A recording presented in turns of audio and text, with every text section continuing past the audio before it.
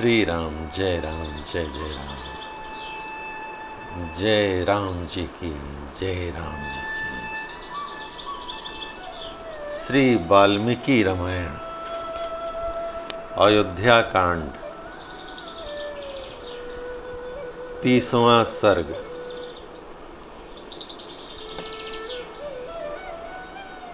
सीता जी का वन में चलने के लिए अधिक आग्रह, विलाप और घबराहट देखकर श्री राम का उन्हें साथ ले चलने की स्वीकृति देना, पिता माता और गुरुजनों की सेवा का महत्व बताना तथा सीता को वन में चलने की तैयारी के लिए घर की वस्तुओं का दान करने की आज्ञा देना। जय राम जी की। श्री राम के समझाने पर मिथिलेश कुमारी जानकी वनवास की आज्ञा प्राप्त करने के लिए अपने पति से फिर इस प्रकार बोली। सीता जी अत्यंत डरी हुई थीं। वे प्रेम और स्वाभिमान के कारण विशाल वक्षस्थल वाले श्री रामचंद्र जी पर आक्षेप सा करती हुई कहने लगीं, श्री राम, क्या मेरे पिता मिथिला नरेश विदेह राज जनक ने आपको जमाता के रूप में पाकर कभी यह भी समझा था कि आप केवल शरीर से ही पुरुष हैं, कार्यकलाप से तो आप स्त्री ही हैं।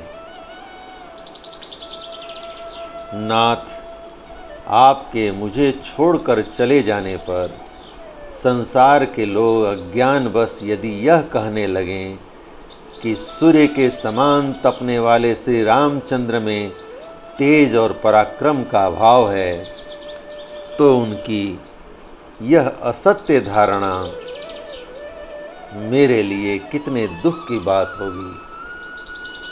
आप क्या सोचकर विषाद में पड़े हुए हैं अथवा किससे आपको भय हो रहा है, जिसके कारण आप अपनी पत्नी मुझ सीता का, जो एकमात्र आपके ही आश्रित है, परित्याग करना चाहते हैं।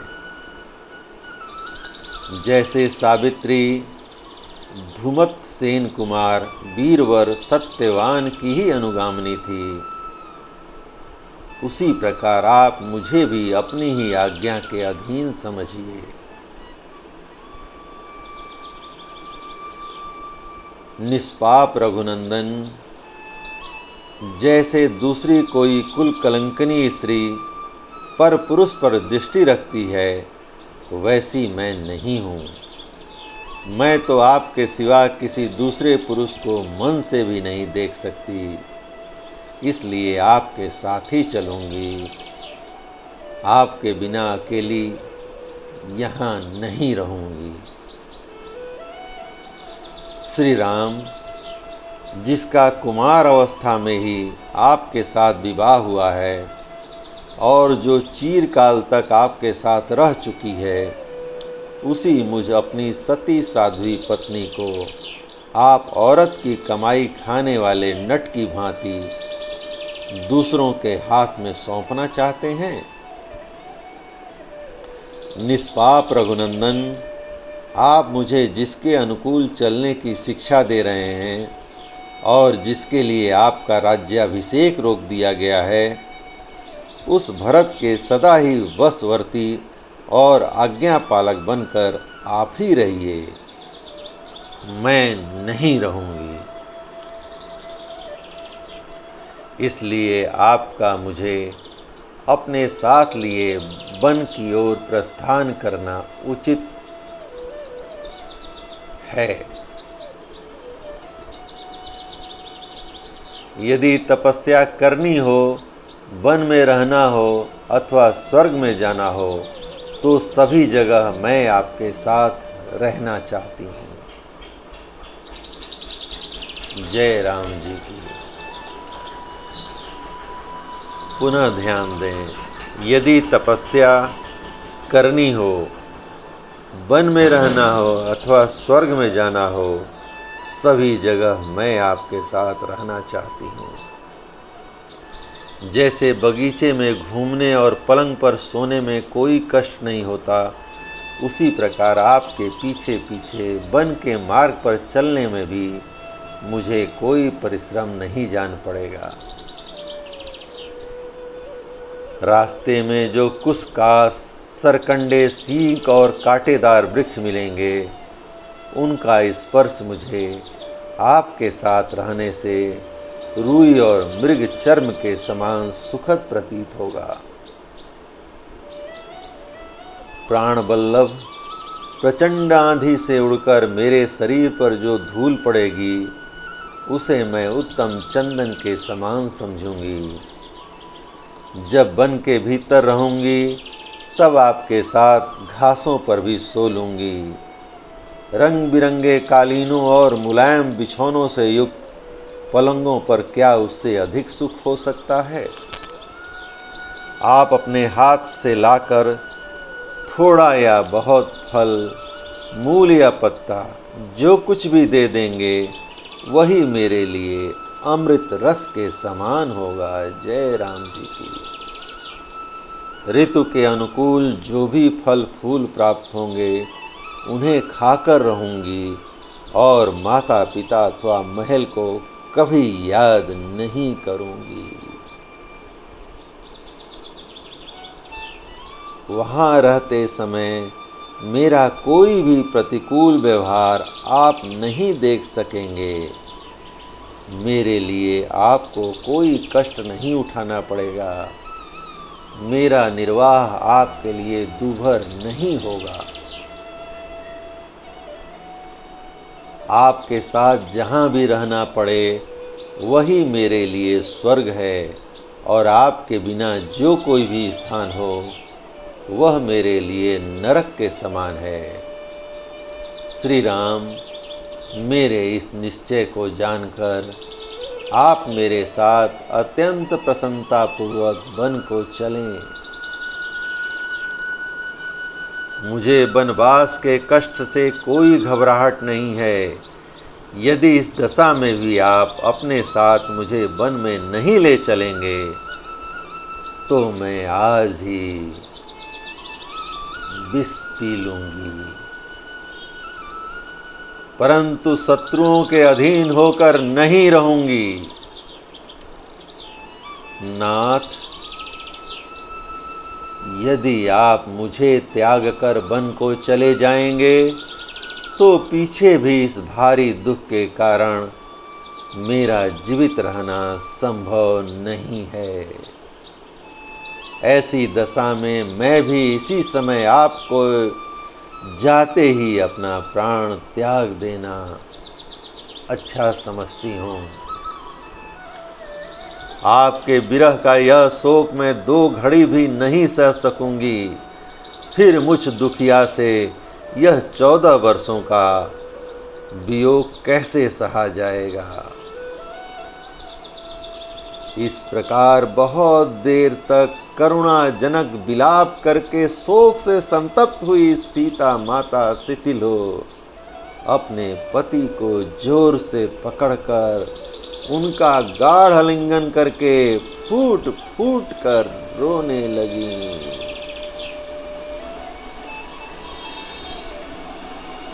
जय श्री राम।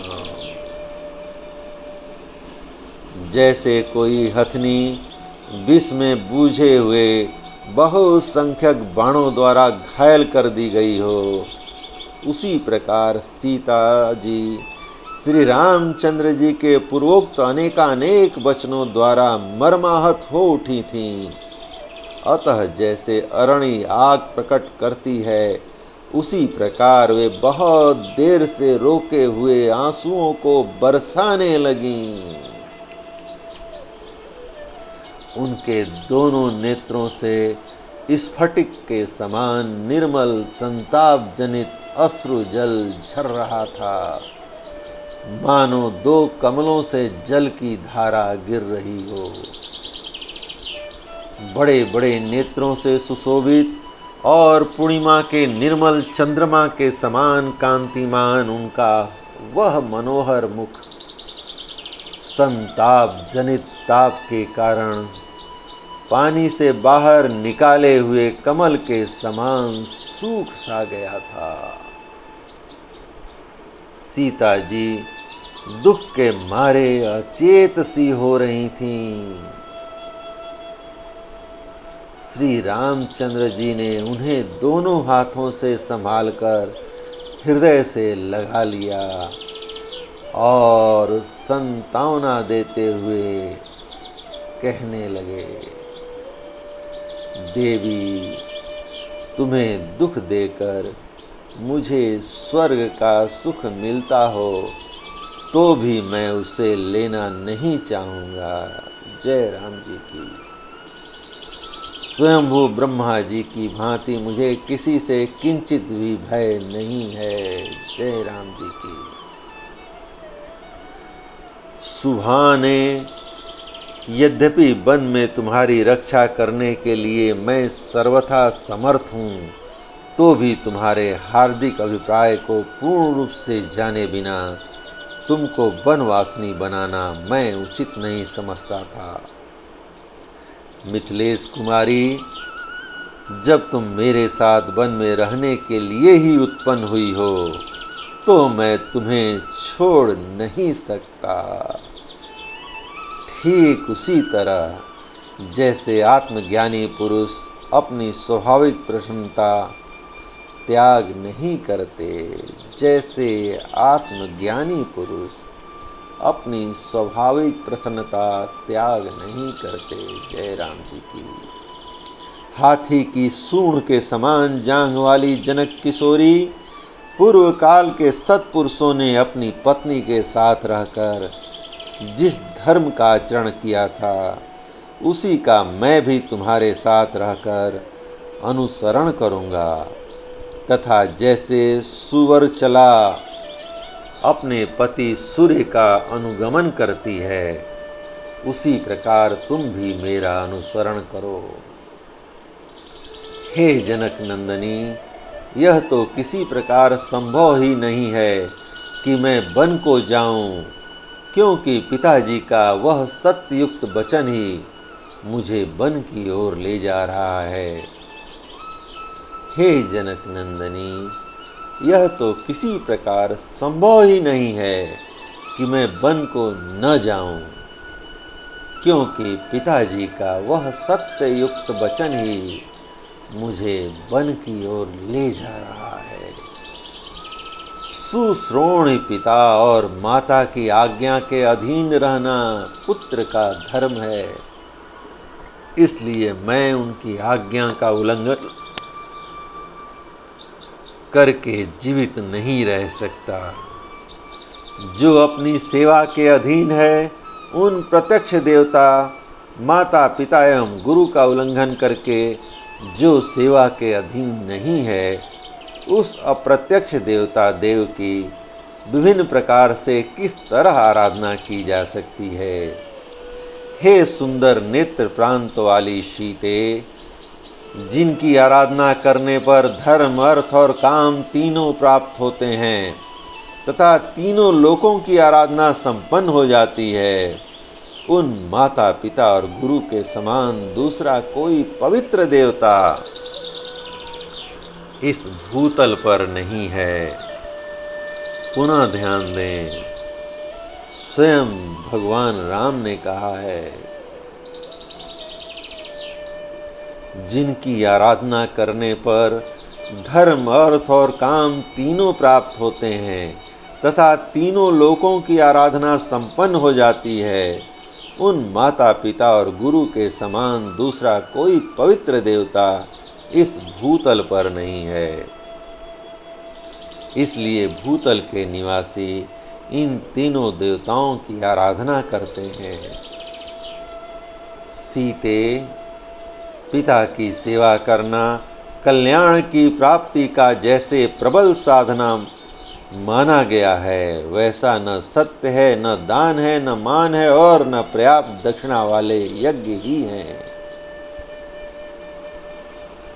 गुरुजनों की सेवा का अनुसरण करने से स्वर्ग, धन, धान्य, विद्या, पुत्र और सुख कुछ भी दुर्लभ नहीं है।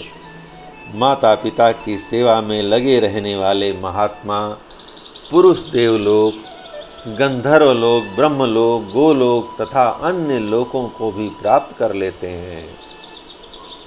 इसलिए सत्य और धर्म के मार्ग पर स्थित रहने वाले पूज्य पिताजी मुझे जैसी आज्ञा दे रहे हैं, मैं वैसा ही बर्ताव करना चाहता हूँ, क्योंकि वह सनातन धर्म है। सीते, मैं आपके साथ वन में निवास करूंगी, ऐसा कहकर तुमने मेरे साथ चलने का दृढ़ निश्चय कर लिया है। इसलिए मुझे दंडकारण्य में तुम्हें ले चलने के संबंध में जो मेरा पहला विचार था, वह अब अटल है।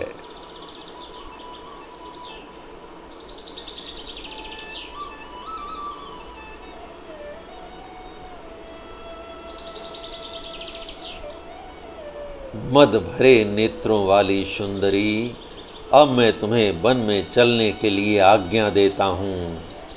भीरू, तुम मेरी अनुगामिनी बनो और मेरे साथ रहकर धर्म का आचरण करो। प्राण बल्लभे सीते, तुमने मेरे साथ चलने का जो यह परम सुंदर निश्चय किया है, यह तुम्हारे और मेरे कुल के सर्वथा योग्य ही है। सुश्रोणी, अब तुम वनवास के योग्य दान आदि कर्म आरंभ करो। सीते, तुम इस समय तुम्हारे इस प्रकार दृढ़ निश्चय कर लेने पर तुम्हारे बिना स्वर्ग भी मुझे अच्छा नहीं लगता है। ब्राह्मणों को रत्न स्वरूप उत्तम वस्तुएं दान करो और भोजन मांगने वाले भिक्षुकों को भी भोजन दो। शीघ्रता करो, विलंब नहीं होना चाहिए। तुम्हारे पास जितने बहुमूल्य आभूषण हों, जो जो अच्छे अच्छे वस्त्र हों और जो कोई भी रमणीय पदार्थ हों तथा मनोरंजन की जो जो सुंदर सामग्रियां हों, मेरे और तुम्हारे उपयोग में आने वाले जो उत्तम शैयाएं, सवारियां तथा अन्य वस्तुएं हों, उनमें से ब्राह्मणों को दान करने के पश्चात जो बचे उन सबको अपने सेवकों को बांट दो। स्वामी ने वन में मेरा जाना स्वीकार किया। मेरा वन गमन उनके मन के अनुकूल हो गया। यह जानकर देवी सीता बहुत प्रसन्न हुई और शीघ्रता पूर्वक सब वस्तुओं को दान करने में जुट गई। तदंतर अपना मनोरथ पूर्ण हो जाने से अत्यंत हर्ष में भरी हुई यशस्विनी एवं मनस्विनी सीता देवी स्वामी के आदेश पर विचार करके धर्मात्मा ब्राह्मणों को धन और रत्नों का दान करने के लिए उद्यत हो गई। जय राम जी की। इस प्रकार श्री वाल्मीकि निर्मित आर्ष रामायण आदि काव्य के अयोध्या कांड का 30वां सर्ग प्रभु श्री राम की कृपा से पूर्ण हुआ। जय श्री राम, जय श्री राम, जय श्री राम।